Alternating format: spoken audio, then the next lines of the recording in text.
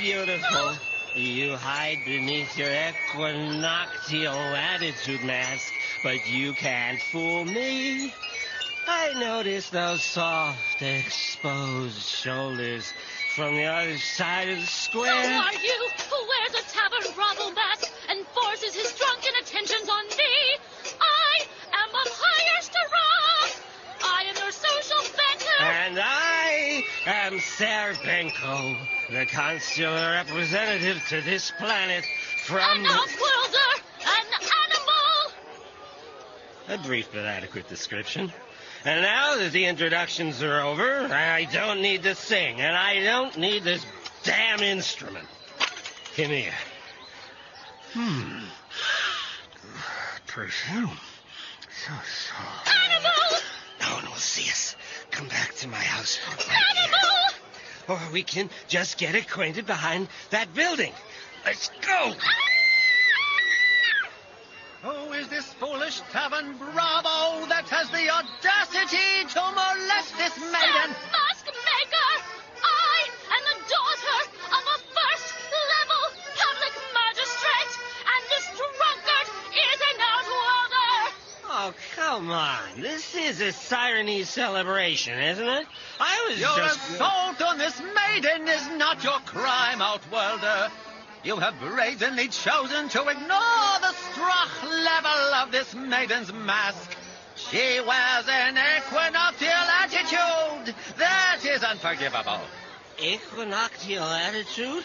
I didn't know her mask was... You, bright skybird, and you, Sir Sand Tiger, hold on this animal, this outworlder. Let me go. I didn't know. I shall behead him with my scimitar on the spot. What? Wait,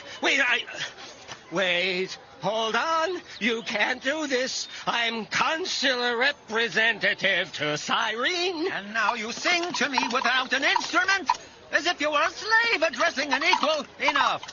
No! Ah!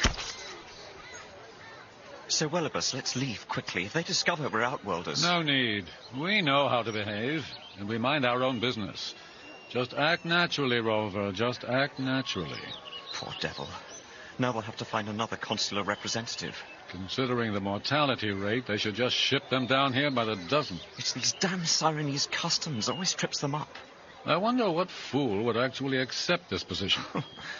Poor devil. Poor fool.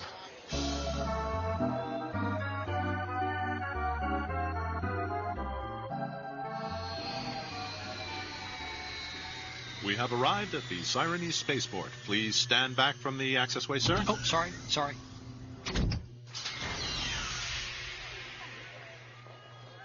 You are Edward Thistle, sir, the new consular representative to Sirene? Yes, I am, Steward. A note from Esteban Rolver, the local agent for Spaceways. He will be meeting you outside. He wishes to inform you that you will recognize him by his mask. It will be of dull green scales and blue lacquered wood. I see. He says to look for the black quills protruding at the cheeks. Black quills, uh-huh. And under his chin will be hung a black and white checked pom-pom. That doesn't sound too hard to... Oh, I see him right there. Rover? Esteban Rover? It's me, Edward Thistle. How are you? I'm glad to be on Sirene. Your mask! Where is your mask? This? I wasn't sure. Put it on, Thistle. I must stand away until you put it on. I hope Are you masked? I'm sorry, Sir Rover. If I... Yes, I have it on. You can turn around. You can't wear that mask.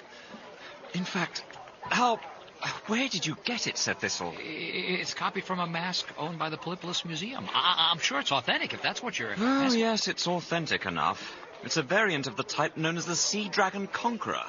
It's worn on ceremonial occasions by persons of enormous prestige. Princes, heroes, master craftsmen, great musicians. I wasn't aware. It's something you'll learn in due course. Notice my mask. Today I'm wearing a tarnbird. Persons of minimal prestige, such as you, I, or any other outworlder, wear this sort of thing. This crowd is getting rather ugly. Quickly follow me. We're going across the field to my office in that concrete blockhouse. That's odd. I assumed that a person on Sirene wore whatever mask he liked. Certainly wear any mask you like, if you can make it stick. This tarn bird, for instance. I wear it to indicate that I presume nothing. I make no claims to wisdom, ferocity, versatility, musicianship, truculence, or any of a dozen other Sirenese virtues. For the sake of argument, what would happen if I walked through the streets of Zundar in this sea dragon conqueror mask? If you walk through... First of all, there are no streets in Zundar. It's like Venice on old Earth. If you walked along the docks of Zundar in any mask, you'd be killed within the hour. I didn't... That's what happened to Benko, your predecessor. He didn't know how to act. None of us Outworlders knows how to act.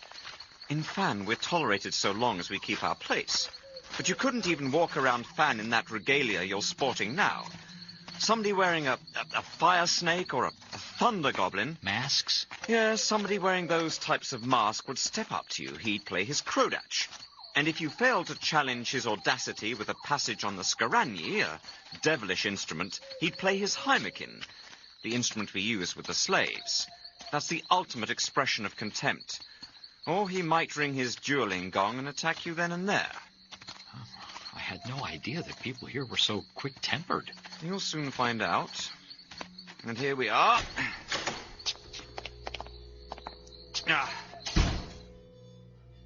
Why the security? The concrete, the steel? Protection against the savages. They come down from the mountains at night, steal what's available, kill anyone they find ashore. Excuse me a moment.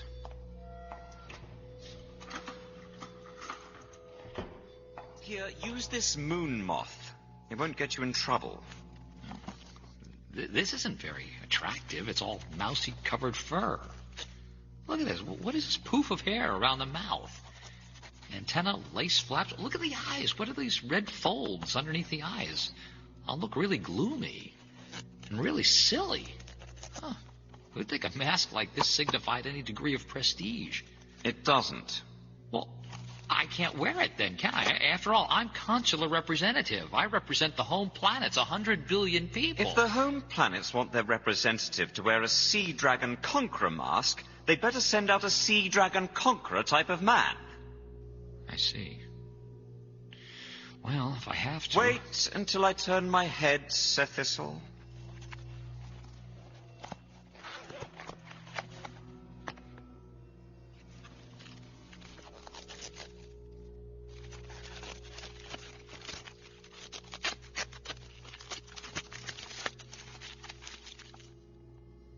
Ah, there you are.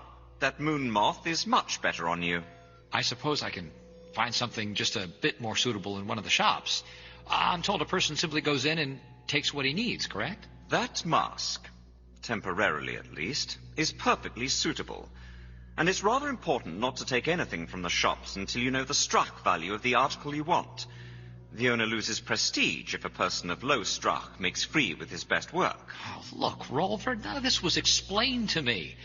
I knew about the masks, of course, and the, quote, painstaking integrity of the craftsman, but this insistence on prestige, struck, or whatever the damn word is... No matter. After a year or two, you'll begin to learn your way around. I suppose you speak the language. Of course I do, certainly. And what instruments do you play?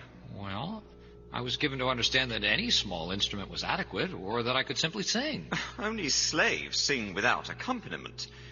You'd better learn the basic 6 instruments first. They should provide at least a rudimentary means of communication. You're joking. Not at all. Now, let's see. You'll also need a houseboat. You'll need a portable computoid to guide you, and then you want some slaves. Well, my head's spinning. Look, Sir Thistle, at the moment there are only 4 Outworlders in Fan, counting yourself. I'll take you to see Cornelie Wellibus. He's our commercial factor, lived in Fan for 15 years. Acquired enough struck to wear a south wind with authority. South wind? It's a mask, blue disc inlaid with cabochons of lapis lazuli, shimmering snakeskin around it. Sounds impressive. More importantly, I think he's got an old houseboat he might let you use.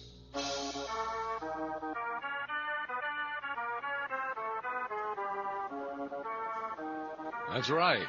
The houseboat and all those various musical instruments. I'll also throw in a pair of slaves. Sir Wellibus, I can't accept... Sir Wellibus is making you a gift, Sir Thistle. Yes, Sir Rover, but I have to arrange for some sort of payment. My dear fellow, this is Sirene. Such trifles cost nothing. But a houseboat, Sir Wellibus? Hand me my kiv. Thank you. I'll be frank, Sir Thistle. The boat is old and a trifle shabby. I can't afford to use it. My strach, my status, would suffer. Strach as yet need not concern you. You require merely shelter, comfort, and safety from the nightmen. Nightmen? The cannibals who roam the shore after dark. Oh, yes. Sir Rolver mentioned them. Horrible things. Yes, horrible. We won't discuss them. Now, as to slaves, Rex and Toby should serve you well. Hand me my Heimerkin, Thistle, that instrument. Rex! Toby! We are of service, master. Sir Rolver, these are slaves? Yes, and notice they wear loose masks of black cloth. You will now be of loyal service to your new master, Sir Thistle, on pain of return to your native islands. With our very lives, we pledge absolute servitude to our new master. There you are, Sir Thistle. Toby, Rex, go to the houseboat, clean it well, bring aboard food. What are they looking at, Sir Lullabus? Allow me, Sir Thistle. Go to the houseboat, clean it well, bring aboard food. Yes, master. We bow and depart. These instruments, Sir Willibus, I haven't the slightest idea how to go about learning these things. Sir Rolver, what about Kerschel? Could he be persuaded to give Sir Thistle some basic instruction? Kerschel might undertake the job, and then Thistle can carry on with the computoid. Excellent. Who's Kerschel? The third of our little group of expatriates, my dear Sir Thistle. Matthew Kerschel is an anthropologist. You've read Zundar the Splendid? Rituals of Sirene? The Faceless Folk? Well, I didn't think so. A pity. All excellent works. Kerschel is high in prestige, and I believe visits Zundar from time to time. Wears a cave owl, sometimes a star wanderer, or even a wise arbiter. He's taken to an equatorial serpent, the variant with the gilt tusks. Indeed. Well, I must say he's earned it. Please hand me that Zachinko there, Thistle. Thank you. A fine fellow, that Kerschel. Matthew Kerschel. A good chap indeed.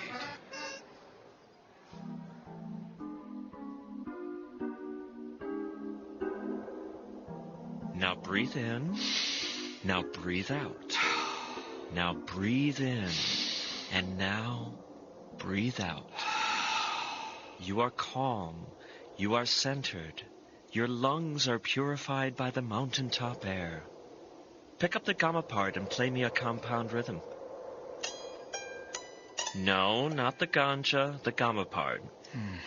This? No, that's the Heimerkin. I thought that was the Heimerkin. That's the Zachinko.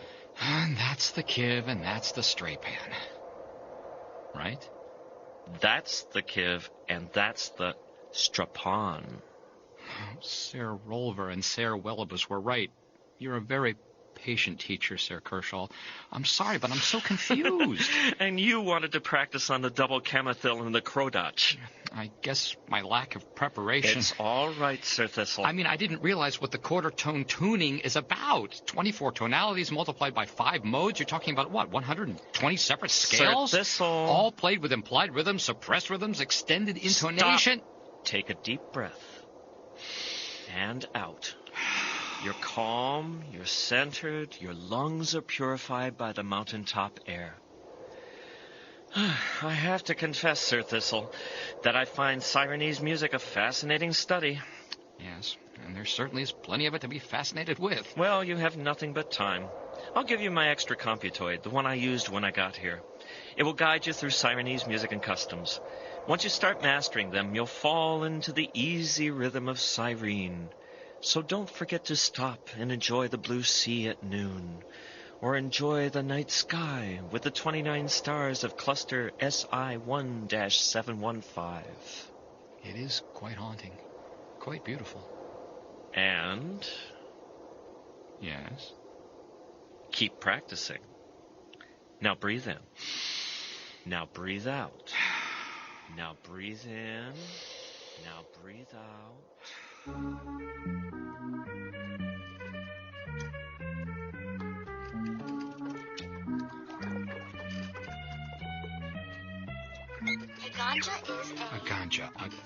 A ganja is a zither-like instrument not much larger than a human hand. Correct answer. Pick up the ganja and play the leftmost Sirenese scale. Leftmost.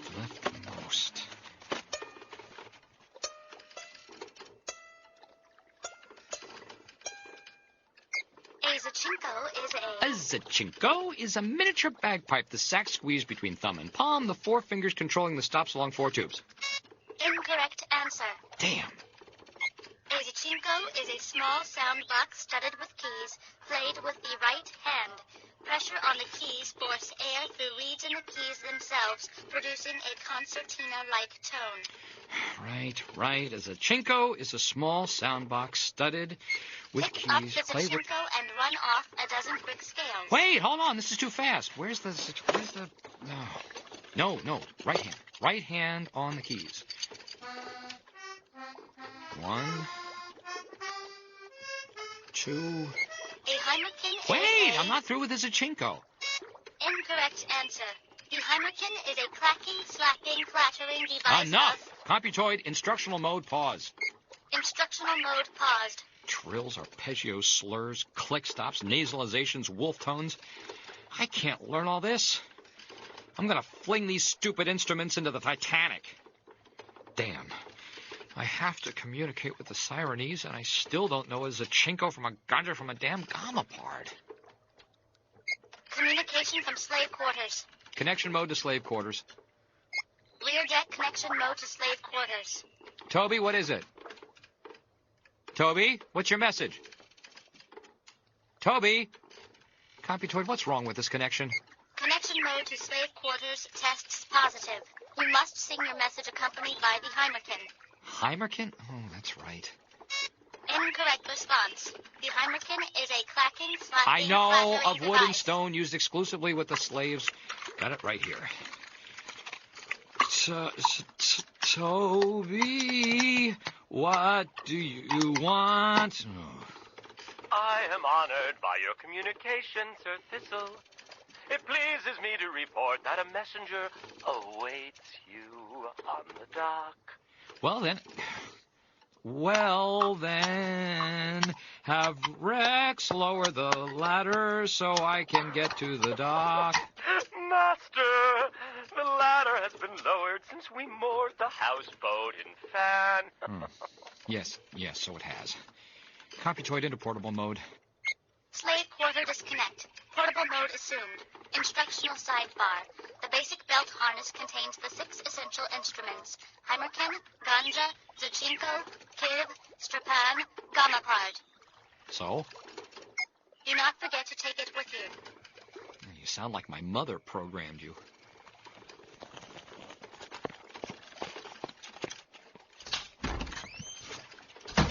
The moon moth before me prosperously expresses the identity of Sir Edward Thistle.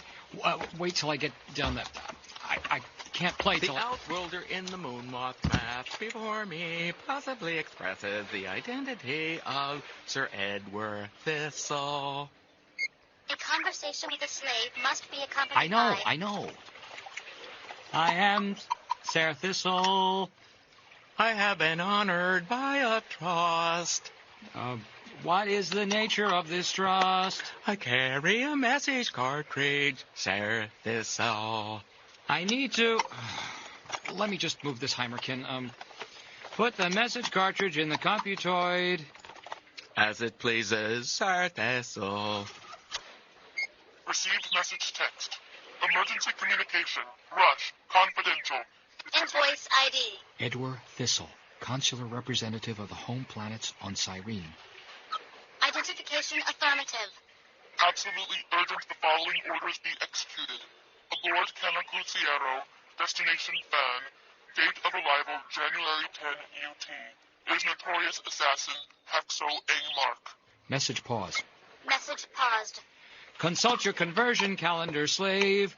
When is January 10 Universal Time? It is the 40th day in the season of bitter nectar, says this so. If it pleases you, January 10th is today. Today. Message continue. Message continued. Meet landing craft with adequate authority. Effect detention and incarceration of this man. What is all this about? I'm just the consular representative. How did These instructions must be successfully implemented. Failure is unacceptable. Signed by Castle Clormartin, Chief Executive of the Interworld Policies Board. Slave, what vessel is that approaching over there at the landing field? As it pleases the gentleman in the moon moth mask, says it so. That is the lighter returning from contact with the Cana Cruciero. Well, that's a mile and a half. Should take a half hour for them to disembark in. Addendum to message text. Attention! Haxel Mark is superlatively dangerous. Kill him without hesitation at any show of resistance. End of received message text. This is getting... I need to get to the spaceport to see Esteban Rolver, the director, to get a platoon of slaves.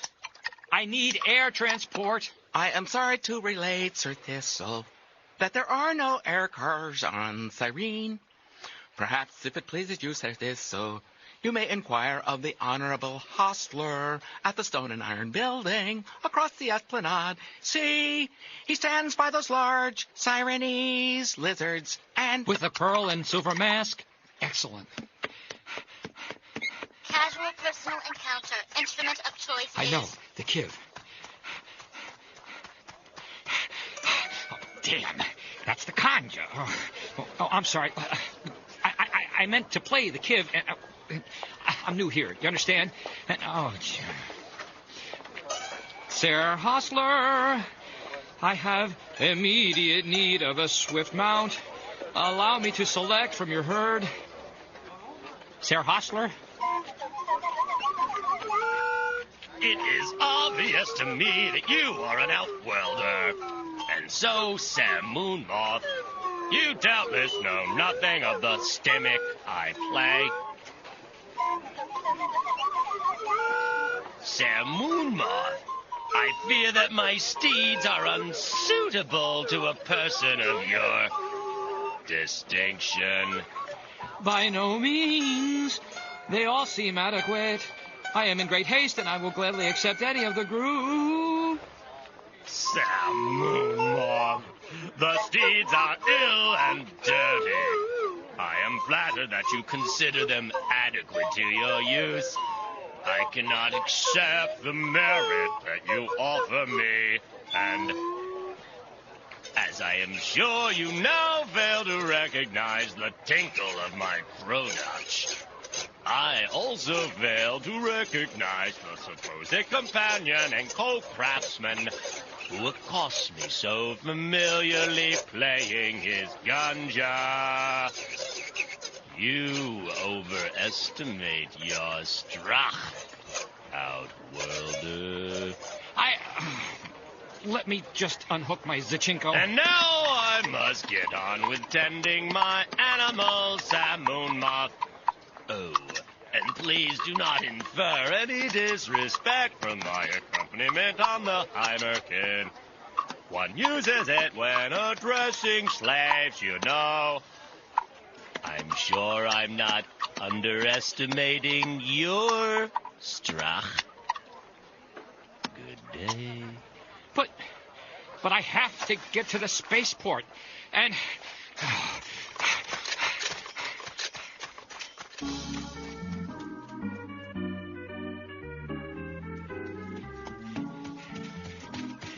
25 minutes have passed. Target time allotted for manual travel to landing field has been depleted. Can't keep running. It's too late. Angmar landed already. Damn.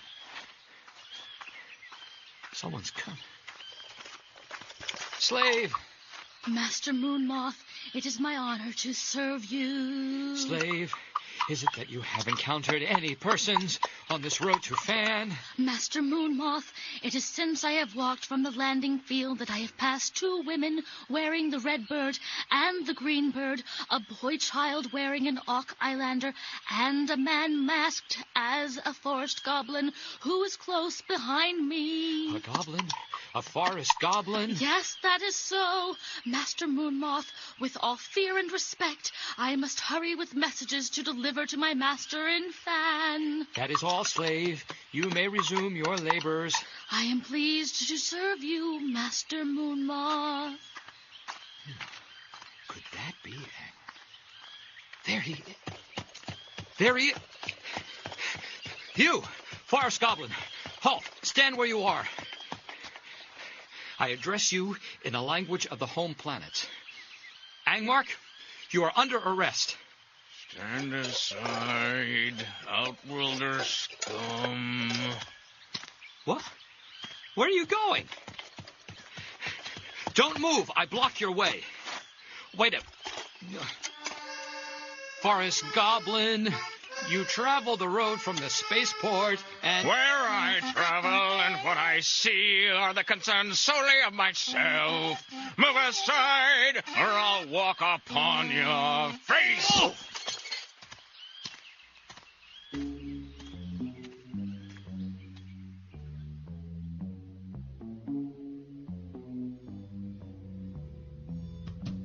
Sir Rolver?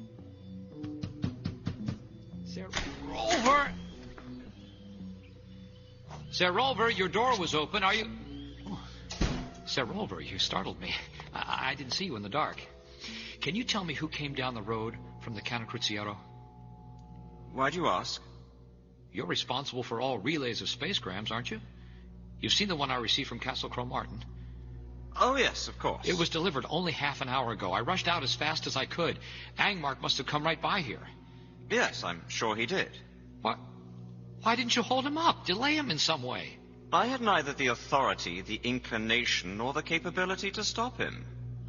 I see. On the way, I passed a man in a rather ghastly mask. Saucer eyes, red wattles. A forest goblin. Angmark probably brought the mask with him. But he played the hand bugle so well, like a native of Sirene. How could Angmark... He's well acquainted with Sirene. He spent 5 years here in Fan.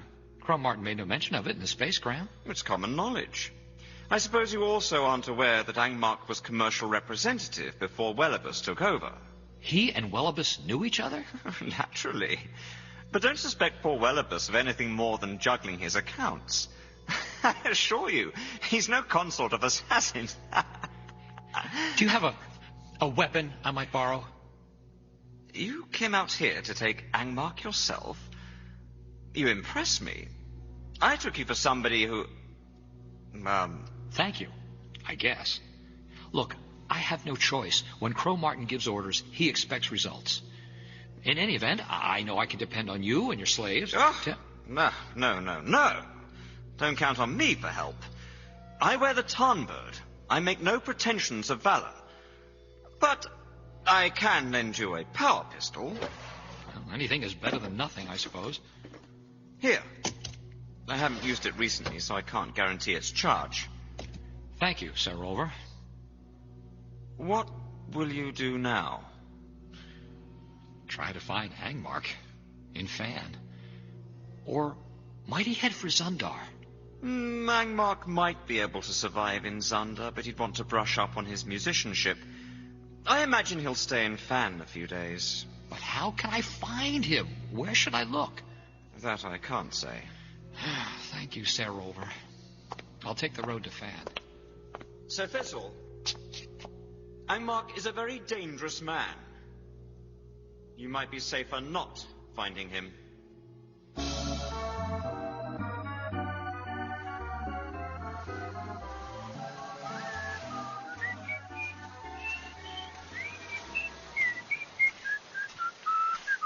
Oh!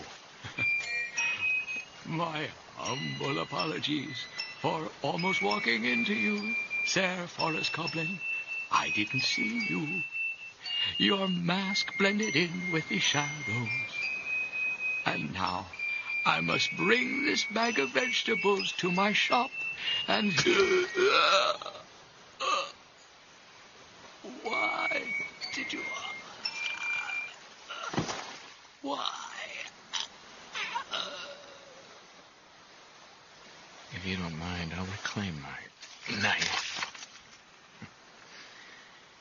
And I believe I will also reclaim your money belt. Would you like to exchange masks? I would. There. I am now, for the moment, a provisionist greenword. And you? Well, it really doesn't matter what you are anymore, does it? Oh, and thank you for sharing your vegetables with a visitor to your lovely planet.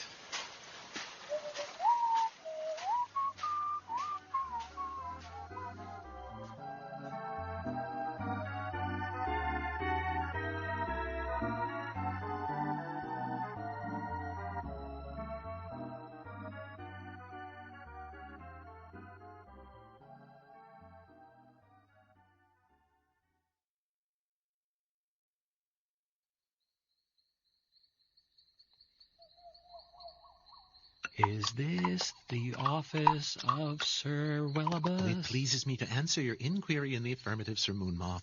Beyond that black carved door is the place of business of my master, Cornely Welbus, commercial factor, importer, and exporter. Then that's your master sitting up there on the veranda? I don't recognize him. Yes, Master Moonmoth, it is he that you behold, wearing a modest variation of the Waldemar mask. Ah, I see.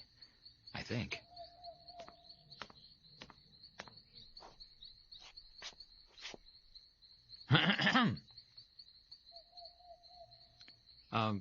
Good morning, Sir Wellibus. Good morning. The Crodatch, Sir Wellibus? To your friend and fellow outworlder? May I ask how long you've been sitting here on your porch? The Krabaran, more friendly. I've been here 15 or 20 minutes. Why do you ask? I just wonder if you noticed a forest goblin pass by. He went on down the esplanade, turned into that first mask shop, I believe. Of course. That would be his first move. I'll never find him once he changes masks. Oh? Who is this forest goblin? I don't see any reason not to tell you, Sir Wellibus. He's a notorious criminal.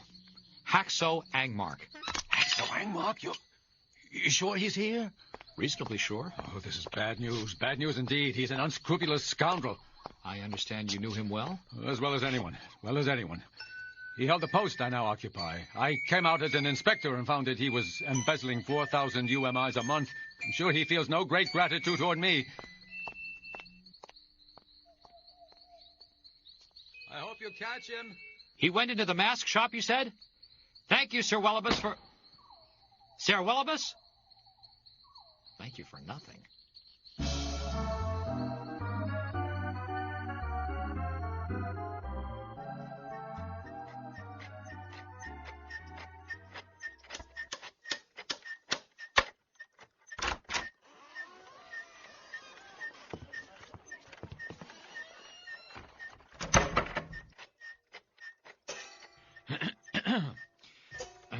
Please accept the compliments of an outworlder on your window display, Sir Mask Maker.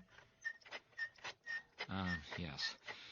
Imagine you have 100 miniature masks, some carved from rare woods and minerals, dressed with emerald flakes, spiderweb silk, wasp wings, petrified fish scales, and many things I could not identify. Even your mask, Sir Mask Maker, it is a universal expert mask. I am told it is fabricated from over 2,000 bits of articulated wood, is it not?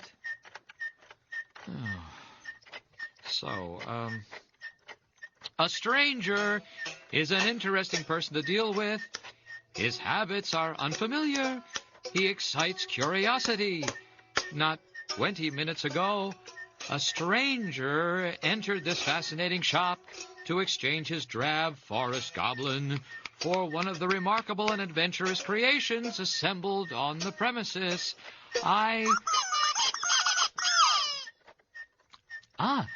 You play that instrument, whatever it is, to an outworlder on a foreign planet, the voice of one from his home is like water to a wilting plant. A person who could unite two such persons might find satisfaction in such an act of mercy. An artist values his moments of concentration. He does not care to spend time exchanging banalities with persons of at best average prestige. Oh, that is an interesting observation. Into the shop comes a person who evidently has picked up for the first time an instrument of unparalleled complication. For the execution of his music is open to criticism. He sings of homesickness and longing for the sight of others like himself. He dissembles his enormous strut behind a moon moth, or he plays the strap hand to a master craftsman and sings in a voice of contemptuous raillery. The refined and creative artist ignores the provocation. He plays a polite instrument, remains non-committal, and trusts that the stranger will tire of his sport and depart. I didn't mean to... The noble mask maker completely misunderstands me and my... The stranger now sees fit to ridicule the artist's comprehension. To protect myself from the heat, I wander into a small and unpretentious mask shop. The artisan, though still distracted by the novelty of his tools, gives promise of development. He works zealously to perfect his skill, so much so that he refuses to converse with strangers no matter what their need. Oh, there's no need to turn off your lathe. Where are you going? I didn't mean to... Sir Mask Maker, I didn't mean to... Behold, Outworlder, I wear a mask of gold and iron, with wild flames licking up from the scalp. In one hand I play the scaragni, in the other I hold a scimitar. Even the most accomplished artist can augment his strach by killing sea monsters, nightmen, and persistent idlers. For me, such an occasion is at hand.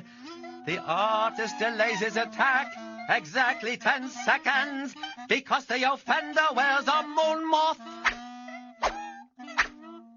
Oh, Sir Mask Maker, did a forest goblin enter the shop? Did he depart with a new mask? 5 seconds have lapsed. Haxo Agmark walks at liberty and Fan, help me. 2 seconds remain.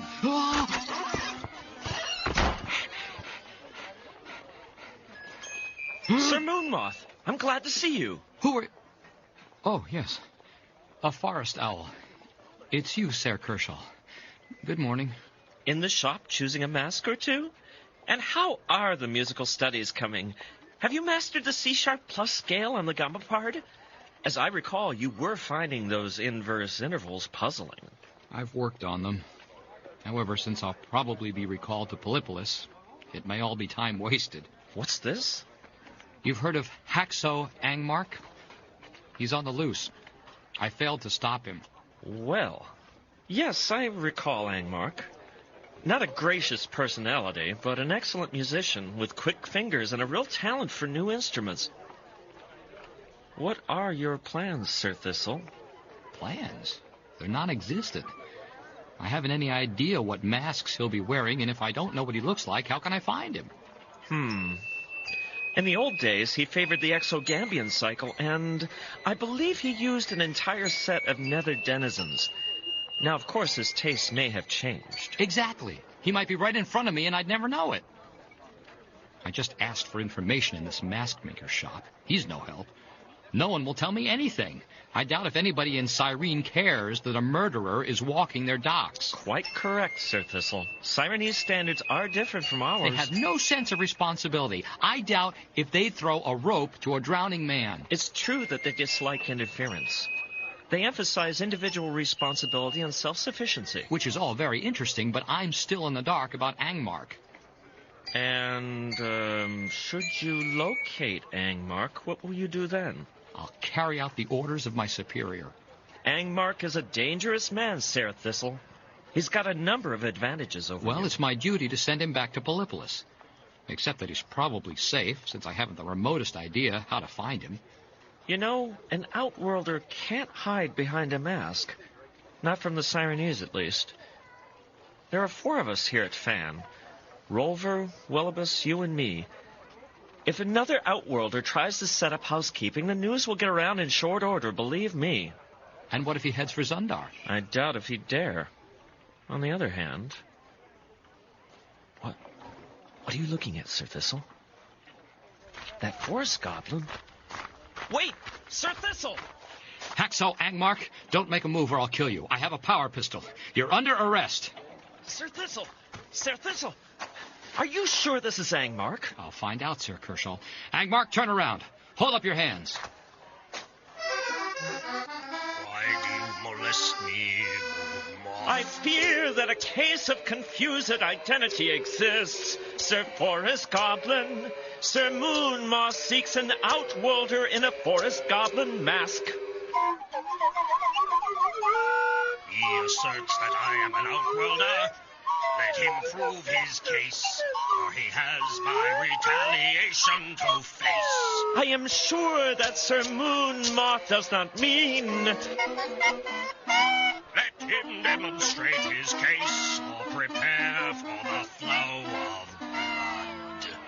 Very well, I'll prove my case. When I pull off your mask, we'll see your face. That will demonstrate your identity. Sir Thistle, he sounded his dueling gong. Careful, he's taking out his scimitar and... Sir Forest Goblin, please put away your sword. The Moon Moth is not familiar with customs. Run for it, Thistle, or you'll be killed. Hurry! Run to Willibus's office. Lock yourself in.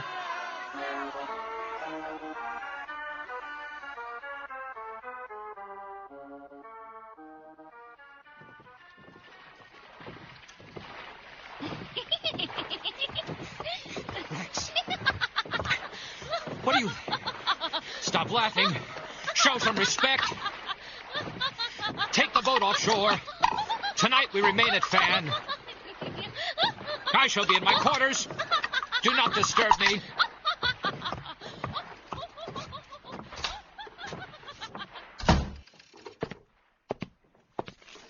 Moon Moth. Look at this. Gray skin, stupid lace flaps. This is a dignified presence for the consular representative of the home planets? If I still have the position when Cromartin hears about Angmark getting away. Computoid, connection mode to slave quarters. Rear deck connection mode to slave quarters. Toby. I am honored by your communication, Sir Thistle. Tomorrow morning, you and Rex take the long oars, scull the houseboat out to Outworlders Cove. Contact me when Sir Rolver, Sir Willibus, and Sir Kershaw have also docked their houseboats. As it pleases, Sir Thistle.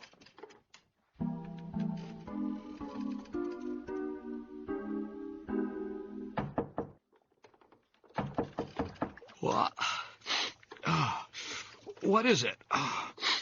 Master, now Sir Rover has also docked his houseboat. Also?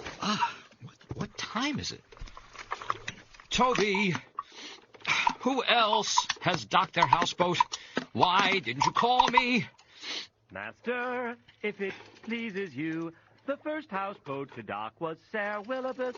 Knowing you were asleep, it was for your comfort that I waited until now to give you the message. Is Sir Welibus still here? As it shall be, master. Sir Welibus has already departed his houseboat. And what of Sir Rover? Master, to enlighten you, Sir Rover, wearing his tarn bird, has also climbed to the dock. There, he was not pleased to speak to a sand tiger. Not pleased? Sand tiger?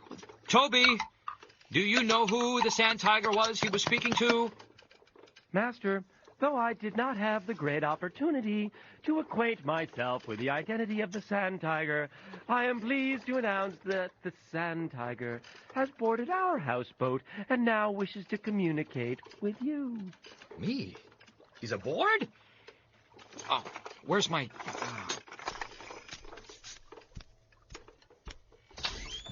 Oh, you're already...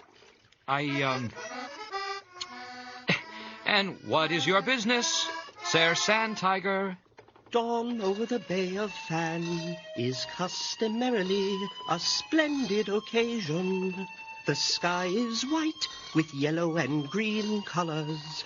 When Muriel rises, the mists burn and rise like flames. He who sings derives a greater enjoyment from the hour when the floating corpse of an outworlder does not appear to mar the serenity of the view. What? While I made my way to your houseboat, my slaves have linked the corpse to the stern of your vessel. He floats there now, maskless. You will wish to administer whatever rites are prescribed in the outworld. He who sings wishes you a good morning and now departs. What? Excuse me. Oh, my God. Computoid. Open report composition mode. Status on Haxo Angmark. Report composition mode open. Requested Haxo Angmark capture dead or alive. State condition of capture. Dead. Very dead. State details. I am looking at the body of a man floating alongside my houseboat. It looks like his age is 45 to 50, medium build, nothing unusual. State hair color.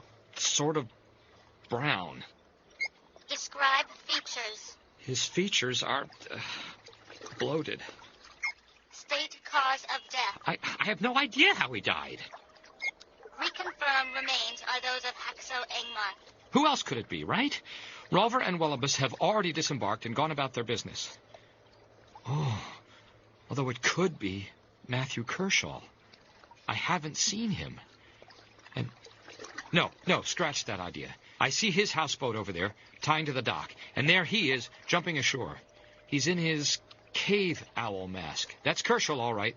So my 3 Outworlder colleagues have been accounted for. This is obviously the corpse of Angmark. Your assignment is complete. Reformat formal report in preparation for transmission. Reformatting. No, wait, hold it. Return to report composition mode. Resuming report composition mode. Kershaw told me that another Outworlder would be quickly detected here on Sirene. Angmark might possibly still be at large, and he could keep hidden, but... No, forget it. Delete last thought. Resume previous function. Reformatting. Toby! Master, it is to you I offer myself. You and Rex see that a suitable container is brought to the dock, and that the corpse is transferred to the container, and that the container is conveyed to a suitable place of repose. Should I be needed, I will be at the landing field with Sir Rover transmitting a message. Now move!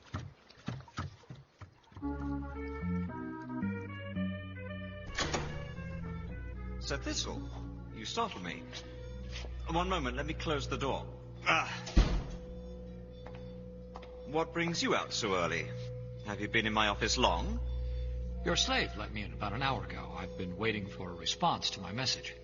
Oh, well, you know, there's no telling how long these things take. Trans-space transmission times vary so much. Sometimes messages snap through in microseconds, sometimes they wander through unknowable regions for hours. And there are several authenticated examples of messages being received before they've been transmitted. I see.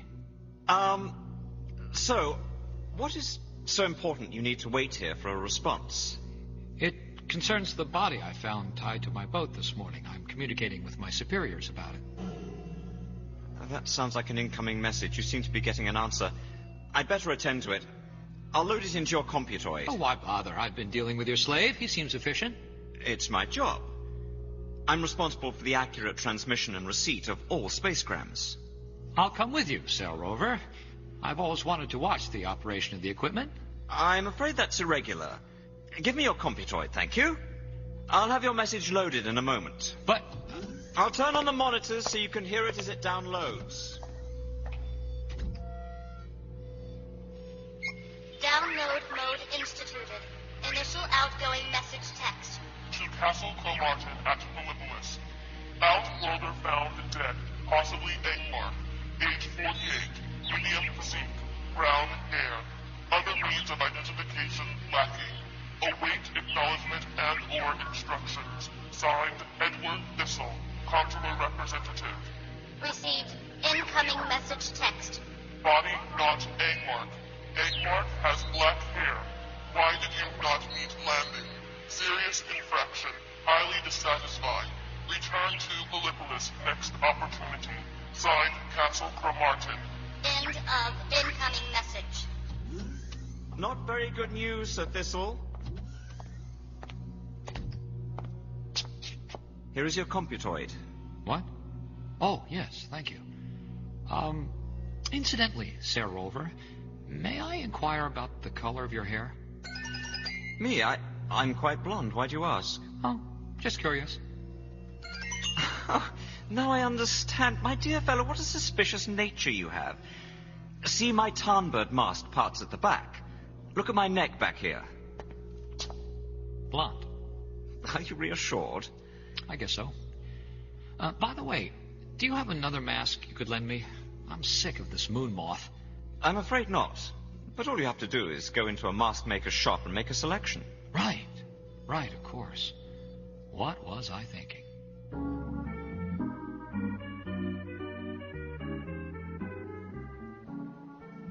Good morning, Sir Moon Moth.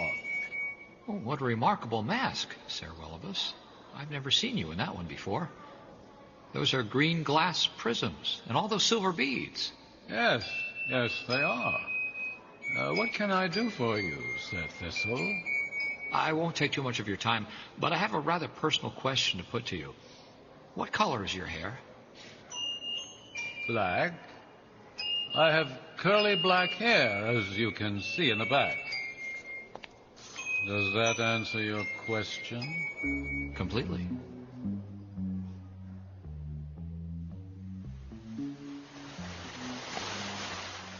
What color? What little remains is black. Why do you care about my hair color? Curiosity. Oh, come on. There's more to it than that, Sir Thistle. Here's the situation, Sir Kerschel. A dead outworlder was found in the harbor this morning. His hair was brown. I'm not entirely sure, but the chances are 2 out of 3 that Angmark's hair is black. How do you arrive at that probability? The information came to me through Rolver. Rolver has blonde hair. If Angmark has assumed Rolver's identity, he would naturally alter the information that I received from Philippolis this morning. Both you and Willibus have black hair. Huh. What you're saying is you feel that Haxo Angmark has killed either Rolver or Willibus, or myself, and that he assumed the dead man's identity? Am I right so far? You're the one who suggested that Angmark couldn't set up another outworld establishment without giving himself away. Let me continue with this. Rolver delivered a message to you stating that Angmark was dark and then announced that he was blonde? Yes. Can you verify that? I mean, for the old Rolver? I've never seen Rolver or Willibus without their masks. If Rolver is not Angmark, if Angmark does have black hair, then both you and Willibus come under suspicion. Very interesting. For that matter, you yourself might be Angmark. What color is your hair? My hair? Brown, see? Well, you can give me a peek at your hair, but you might be lying to me about the text of the message. You can check with Rolver if you care to. Unnecessary. I believe you. What about the voices? You've heard all of us before and after Angmark arrived. Isn't there some indication there? Not really. I'm so alert for any evidence of change that you all sound rather different. And even though there are mouth openings, the masks change your voices a little. Before Angmark's arrival, there were Rolver, Wellibus, Kershaw, and Thistle. Now, for all practical purposes, there are still Rolver, Wellibus, Kershaw, and Thistle. Who's to say that the new member isn't an improvement over the old? But it so happens that I have a personal interest in identifying Angmark. My career is at stake. I see. This situation then becomes an issue between yourself and Angmark. You won't help me? Not actively. I've become pervaded with Sirene's individualism. I think you'll find that Rolver and Wellibus will have the same response. All of us have been here too long. Anything else? No. But I do have a favor to ask you. I'll oblige if I possibly can. Give me or lend me one of your slaves for a week or two. I hardly like to part with my slaves. They know me and my ways, and they... As soon as I catch Angmark, you'll have him back. Anthony! Come here, Anthony!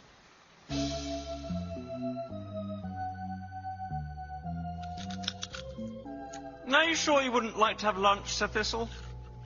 Spiced fish, shredded bark of the salad tree, and a bowl of native currants. It's so rare I have time between Spacegram reception to sit and eat. Well, Jonathan! Quickly set a place for Sir Thistle. He's joining me for lunch. Please sit. Oh, thank you. And, how are the investigations proceeding? Well, Sir Rolver, I'd hardly like to claim any progress. I assume that I can count on your help? You have my good wishes and my pistol, Sir Thistle. Yes, but more concretely, I'd like to borrow a slave from you. Temporarily, of course. Whatever for? If it's all right with you, I'd rather not explain. But you can be sure it's important. Jonathan! You are to go with Sir Thistle immediately. And before you go, Jonathan, you may cancel Sir Thistle's lunch. I'll be dining alone.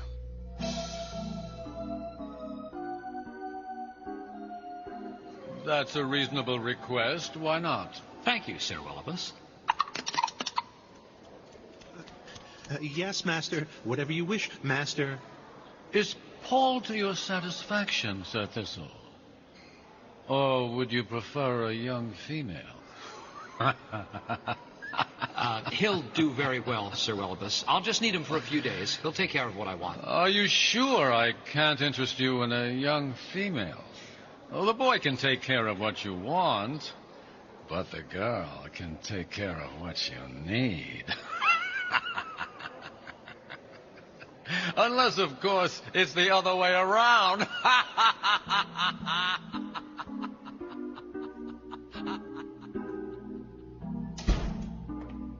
Ah, Sir Thistle, welcome. So, has my slave Jonathan been helpful to you? Yes, I needed some help, a chart I was compiling. Ah. So, did you come to arrange for passage on the Buenaventura? That's why I'm here today, Sir Rolver. Yes, you'd better reserve passage for one. Back to the world of maskless faces. Faces. Everywhere pallid, fish-eyed faces. Mouths like pulp, noses knotted and punctured, flat, flabby faces. I don't think I could stand it after living here all this time. Luckily, you haven't become a real Sirenese. But I won't be going back. I thought you wanted me to reserve passage. I do. For Haxo, Angmark. He'll be returning to Polypolis. In the brig. Well, so you've picked him out. Of course. Haven't you?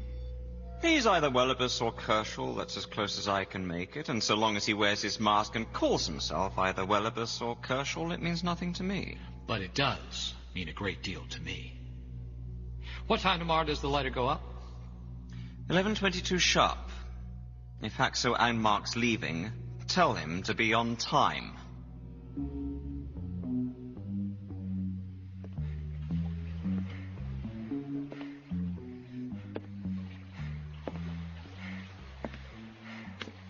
Slave, is the owner of this houseboat still aboard? Answer quietly. As it pleases, Sir Moon Moth. Master, while I have been sitting here on the dock, the outworlder in the mask of scarlet feathers, black glass, and spiked green hair has found it in his best interest to stand upon the deck. Tiring of this location, he has since re-entered the cabin of his houseboat. Fine.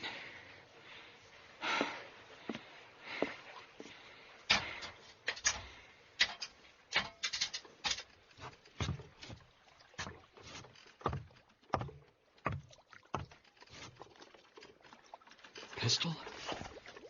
Pistol.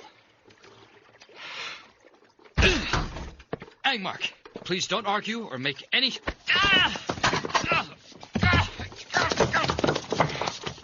Do you have his weapon, Gabriel? Good. Bind the fool's arms.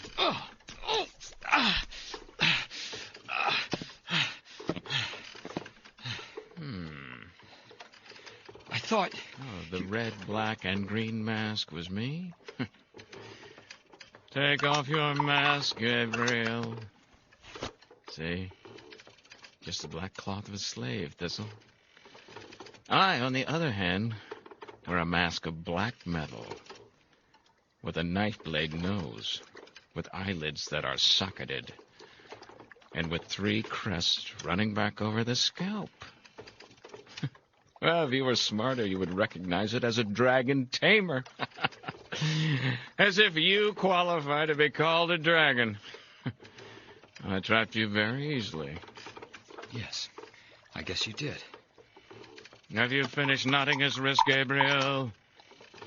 Go.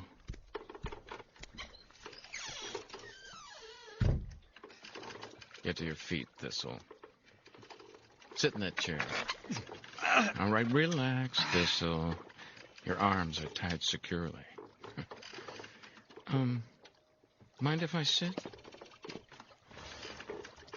How did you fix on me? I admit to being curious. Well, come now, Thistle. Can't you recognize that I've won? Don't make affairs unpleasant for yourself. And you know, I can make them unpleasant. I operated on a basic principle. A man can mask his face, but he can't mask his personality. Interesting. Proceed. I borrowed a slave from you and Rolver and Kerschel. I questioned them. What masks had their masters worn during the month before your arrival? I prepared a chart and plotted their responses. Charts? Oh, fascinating. Reminds me of my school days. Rolver wore the tarn bird about 80% of the time, the remaining 20% divided between the sophist abstraction and the black intricate. Welibus had a taste for the heroes of the Candation cycle. He wore the Chelican, the Prince Intrepid, the Sea Vane most of the time, I think 6 days out of 8. The other 2 days he wore his Southwind or his gay companion. Kerschel, who was more conservative, preferred the Cave Owl, the Star Wanderer, and 2 or 3 other masks he wore at odd intervals. Well, this is quite funny. The slaves proved quite an accurate source of information, didn't they? They were. My next step was to keep watching the 3 of you. Every day I wrote down what masks you wore and compared it with my chart. Rolver wore his tarn bird 6 times, his black intricate twice. I'm amused to remember all this. Kerschel wore his cave owl 5 times, his star wanderer once, his quincunx once, and his ideal of perfection once. Welibus wore the emerald mountain twice, the triple phoenix 3 times, the prince intrepid once, and the shark god twice. I see my error. I selected from Welibus's masks, but to my own taste. And so, as you point out, I reveal myself. But only to you, Thistle.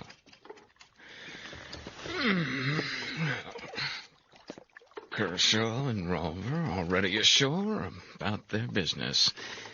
Well, I doubt if they'd interfere in any case. They've both become good Sirenese. Stand up, please. I know it's impolite point, Thistle. Do pardon my knife. No! There we go.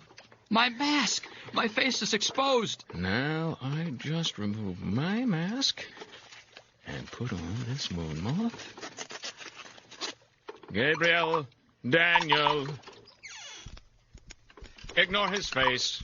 Carry this man out to the deck, down the gangplank, and onto the dock. See that he's set on his feet. Angmark, no. I'm maskless. Now hold still. Stop wiggling. I need to fix this rope around your neck. There we are. Very good. Very good. You are now Haxo Angmark. And I am Edward Thistle. Welibus is dead. Soon, you shall be dead. I can handle your job without difficulty. I'll play musical instruments like a nightman and sing like a crow. I'll wear this moon moth till it rots, and then I'll get another. Oh yes, and the report will go to Bellipolis. Haxo Angmark is dead. And everything will be serene. You can't do this. You can't do this. My mask, my face. His face! Please, please, my mask, my face. Set this man on his feet and return to the house boat. And now I'll take up the rope of my prisoner. Follow me, please. Come along now. Don't make me yank your rope. Behold, the notorious criminal, Haxo Angmark. Through all the outer worlds, his name is reviled. Now he is captured and led in shame to his death. Behold, Haxo Angmark. His face! His face! Please, please, I beg of you. Everyone behold the criminal of the outworlds, Haxo Angmark. Approach and observe his execution. Angmark, Edward Thistle, he's Angmark. Somebody please help me. Please, give me my mask. Give me a slave cloth, anything, I beg you. See, in shame he lived, in maskless shame he dies. Moon Moth, we meet once more. Please stand aside, friend Goblin. I must execute this criminal. In shame he lived, in shame he dies. I will take that rope, Moon Moth. No, please. Someone throw a cloth over this man's head. Cut his bonds. Friends, seize this Moon Moth. What? That's right, friends. Hold him. A week ago, you reached to divest me of my mask.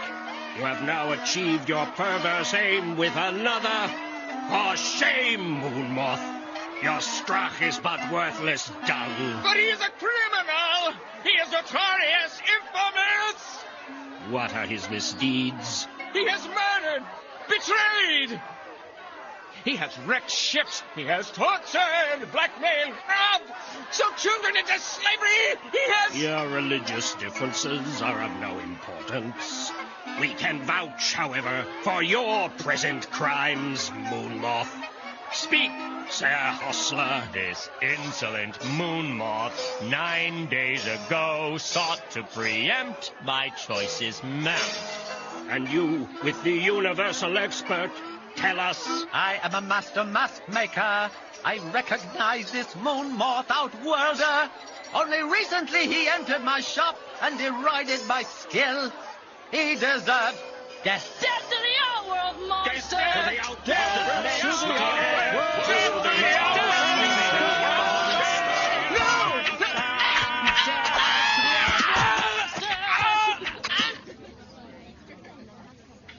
The deed is done. And as for you, we have pity, but also contempt. A true man would never suffer such indignities. My friend Forest Goblin, you malign me. Can you not appreciate true courage? Tell me, would you prefer to die in combat or walk maskless along the esplanade? There is only one answer. First, I would die in combat. Maskless, I could not bear such shame. I had such a choice. I could fight with my hands tied and so die in combat. Or I could suffer shame and through this shame conquer my enemy. You admit that you lack sufficient strach to achieve this deed. I have proved myself to possess towering strach. I have proved myself a hero of bravery. I ask who here has courage to do what I have done? Courage? I fear nothing, up to and beyond death at the hands of the nightmen. Then answer, who here has courage to do what I have done? Bravery indeed, if such were your motives. Not a man among us would dare what this maskless man has done. Pray, Lord Hero, as you can see by my universal expert, I am a master mask maker. Step into my nearby shop and exchange this vile rag you're wearing for a mask befitting your quality. Lord Hero? Yes, bright Skybird. I have only just completed a sumptuous houseboat. 17 years of toil have gone into its fabrication. Grant me the good fortune of accepting and using this splendid craft. Aboard waiting to serve you are alert slaves and pleasant maidens. There is ample wine in storage and soft silken carpets on the deck. Thank you, friend bright Skybird. I accept with pleasure. But first, a mask. Would the Lord Hero consider a sea dragon conqueror beneath his dignity? By no means. I consider it suitable and satisfactory. Come, I shall go now to examine my new mask.